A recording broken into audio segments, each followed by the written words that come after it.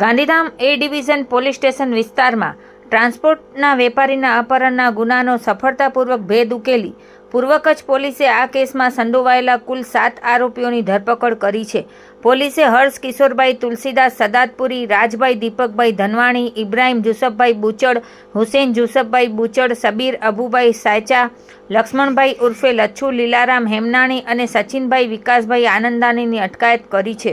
આ કેસમાં પોલીસે 11 મોબાઈલ કિંમત ₹2,75,500 તથા 9,68,000 રોકડા મળી કુલ મુદ્દામાલ કબજે કર્યો છે, જેની આજરોજ પૂર્વ કચ્છ પોલીસ અધિક્ષક સાગર વાઘમારે પત્રકાર પરિષદ યોજી માહિતી આપી હતી. વધુમાં એ ડિવિઝન પોલીસે આરોપીઓને સાથે રાખી સમગ્ર ઘટનાનું રિકન્સ્ટ્રક્શન પંચનામું પણ હાથ ધર્યું હતું. આ સમગ્ર કામગીરી પૂર્વ કચ્છ પોલીસ અધિક્ષક સાગર વાઘમાર, ડીવાયએસપી મુકેશ ચૌધરીના માર્ગદર્શન હેઠળ LCB PI JM. Vada, A division PI MJ. Rathod, PSI JD. Parmar, LCB PSI DG. Patel, Netram શાખાના પીએસઆઈ જે.જી. રાજ તેમજ LCB A division police station અને નેત્રમ શાખાના સ્ટાફ દ્વારા સફળતાપૂર્વક પાર પાડવામાં આવી હતી.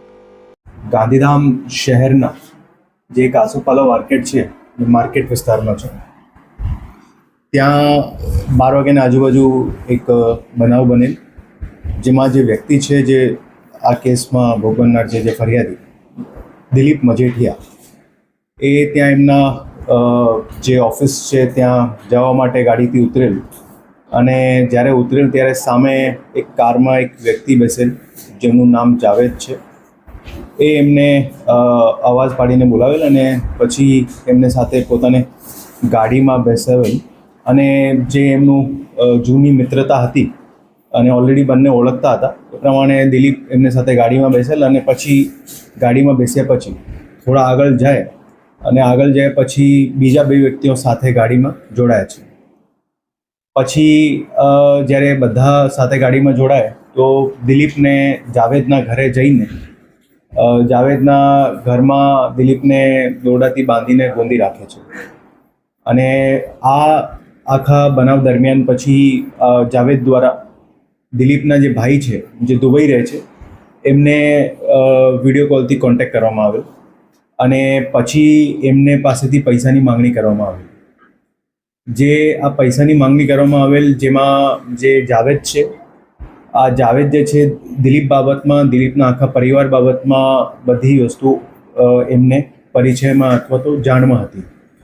એનું મેઇન કારણ હતું કે જે દિલીપ અને જાવેદના જે એક કોમન ફ્રેન્ડ છે, જેનું નામ છે હર્ષ સદાતપુરી, એ હર્ષ અને જે ભોગ બનનાર છે એ ઘણા ટાઈમથી મિત્રો છે અને ઓળખતા પણ હતા અને એ લોકોનો આપસમાં પૈસાનો વ્યવહાર પણ હતો અને એમાં જે દિલીપ છે એ હર્ષ પાસેથી ઘણી રકમ જે છે એમને માંગવાની પણ હતી, પેન્ડિંગ હતી.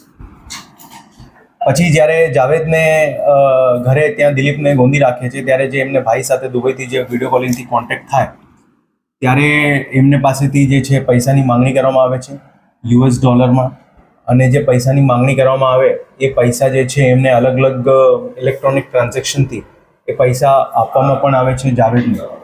અને એ જ્યારે પૈસા આપવામાં આવે એના પછી દિલીપને જાવેદ દ્વારા એક ગાડીમાં ગાંધીધામના ઓસ્લો સર્કલને ત્યાં નજીકમાં એમને છોડી મૂકવામાં આવે છે.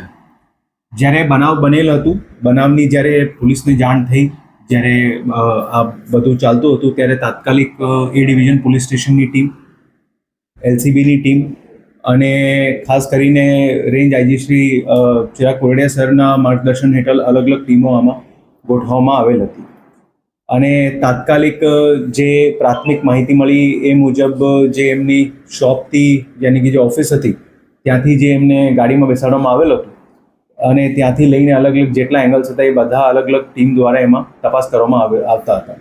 અને મીનવાઇલ જે આપણે વાત કરી એમાં જ્યારે 12 વાગ્યાની આજુબાજુ એ ગાડીમાં બેઠ્યા અને લગભગ 2 કલાકમાં એમને પાછો ડ્રોપ કરવામાં આવેલો.